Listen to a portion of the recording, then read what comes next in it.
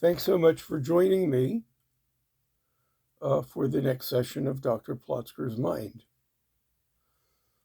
It's been a difficult couple of days, but one that alerted me to something that's actually been happening for some time, and that's getting to the right doctor at the right time. Some things need to be done in a timely way, some things do not. This past weekend, while doing almost nothing other than getting up from a chair, I experienced a grade 8 or so pain pop or tear above my right hip, uh, which got me promptly back into the chair. Uh, I could move the leg, I could bear weight. This being a Sunday, I could go to urgent care, but I figured it would be, since I could already bear weight, it would be better to wait until the next day, call one of the orthopedic guys, and have it properly examined and imaged by somebody who knew how to do it. I spoke to the primary doctor on call who concurred with me until it came time to schedule the appointment. The scheduler offered me a spot several weeks down the road. Well, I am kind of in pain with limited mobility right now, but that doesn't seem to affect the names that they put into slots when. I called my primary doctor who could schedule an exam in a more timely way. Had I waited for the orthopedic guys, I would either be recovered and not need them, or would be well on my way to disability. But their scheduling had nothing to do with my medical need. It had to do with who had an open slot. I had this previously when I turned out to be iron deficient. It wasn't acute, it was corrected. But endoscopic studies are still needed.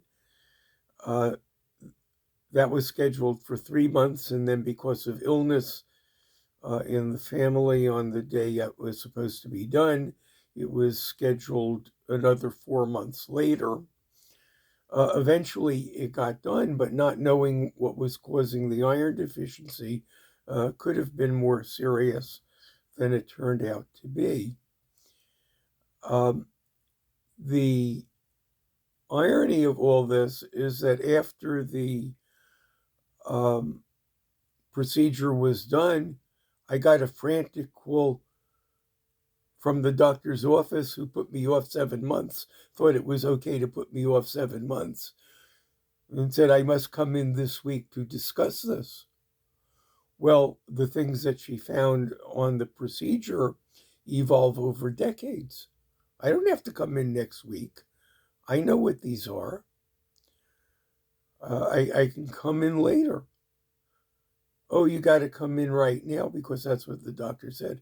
I said, no, we're going to do this in a more scheduled way. I have other things to do this week. And it turns out that the vacation schedule and endoscopy schedule and assignments mean it's either this week or it's 2 months from now. I chose 2 months from now. I got another frantic call. Well, not really frantic. I am due to come in to my primary doctor. I was just at my primary doctor not long ago. We're on a 6-month schedule. No, it says you are due in June. No, I am not due in June. Medicare gives a wellness visit, which they did in June, and therefore it gets done next June. No, it doesn't. It has to be done somewhere within the calendar year. And to convince them that I'm on a 6-month schedule for what I have was incompatible with the need to fill slots. I told them I would keep to my 6-month schedule and scheduled an appointment for when the 6 months should be, which I kept. That wellness can be done anytime during the calendar year, so it may as well be done 6 months later because that's the medical need, not to keep their schedule. Thinking back, when I was working, I don't know how many patients I saw in the hospital with hyperparathyroidism where nothing is going to change for a year, or hypothyroidism where treatment was just started but is not going to show up in the lab for 2 months, where whoever sent the patient home told the scheduler they need to be seen by me in a week or 10 days.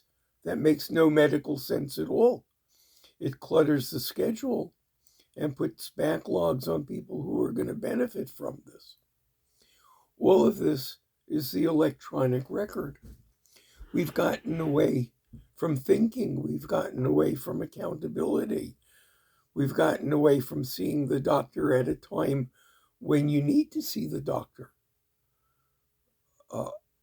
On an elective spread out basis for things that don't change much, and on a less scheduled, more acute basis when somebody has pain or disability or ketoacidosis or is not functioning well.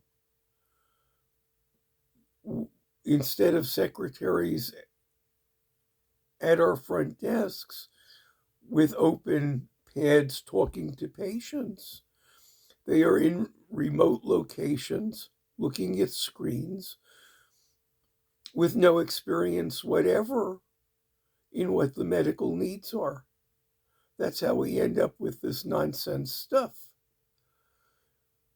As it turns out, I scheduled the timely exam for my hip injury. The pain is going away, so I probably will not be disabled.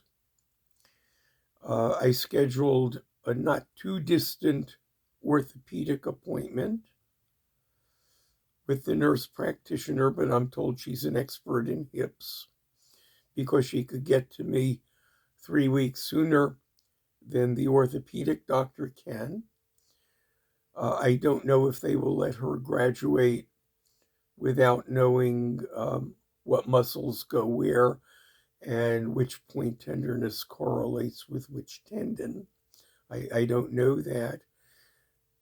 And if my misadventure resolves itself before the appointment, I will just cancel it. But despite the advances in commitment to high tech, some of this doesn't really make sense. Some of this is not a supplement to thinking, but a replacement of thinking.